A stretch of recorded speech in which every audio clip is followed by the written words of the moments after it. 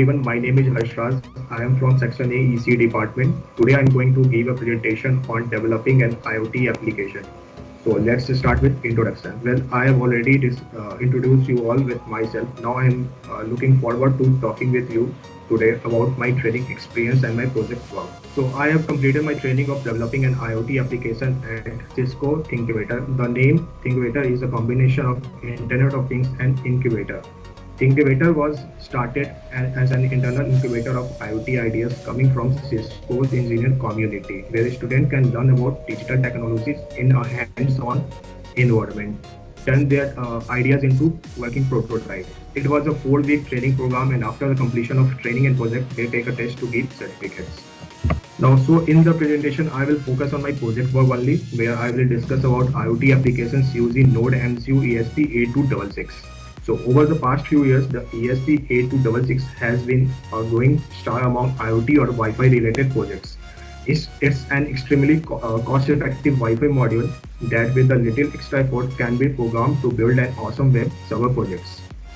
So it's basically a data logger web server project with real-time graphs and tables.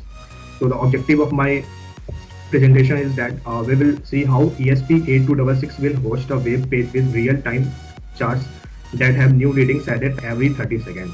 We will discuss we will access the data on cloud and visualize the outputs. We will use internet communication protocols like REST to retrieve data from cloud and developing web application.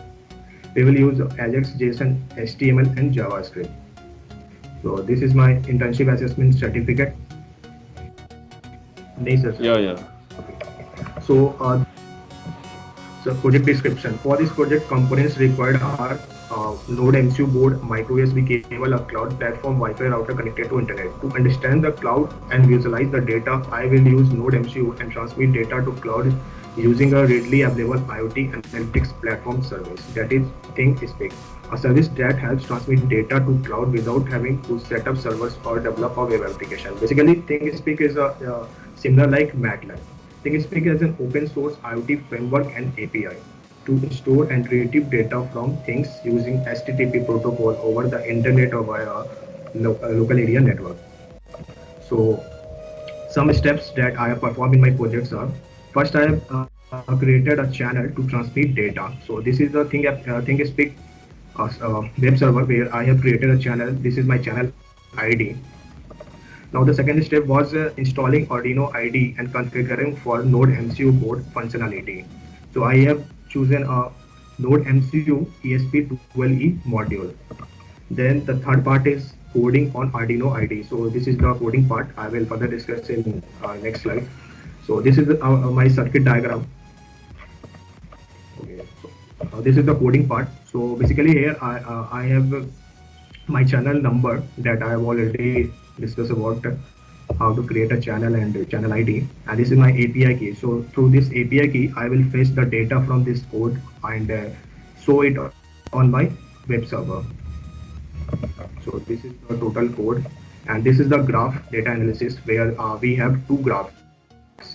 So in this code, if we see, I have taken a state, I have taken a variable, value 1 is equals to 1, value 2 is equals to 2, and state is equals to 1. These are integer values, and I have used a loop inside which if I have taken a conditional statement that if state is equals to 1, then I will call this function, that is ThinkSpeak.WriteField.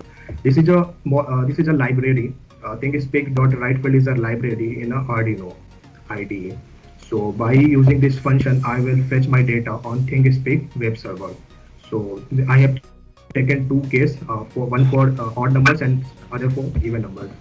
So these are the two graphs that I obtained from by fetching the data from that code. So the applications of my project are that building an IoT-based smart agriculture monitor and building an IoT-based smart irrigation system. And smart agriculture monitor means to analyze the content, water content of the soil and the temperature and humidity of surrounding environment in which crop grows is captured and constantly monitored. In irrigation system, we can feed the sensor data like the water level and we can automate the watering of soil when the moisture level is low. So these are the applications, and the bibliography. These are the links that through which I take help for my content, and this is my video link. For more detail, you can visit this video. So thank you.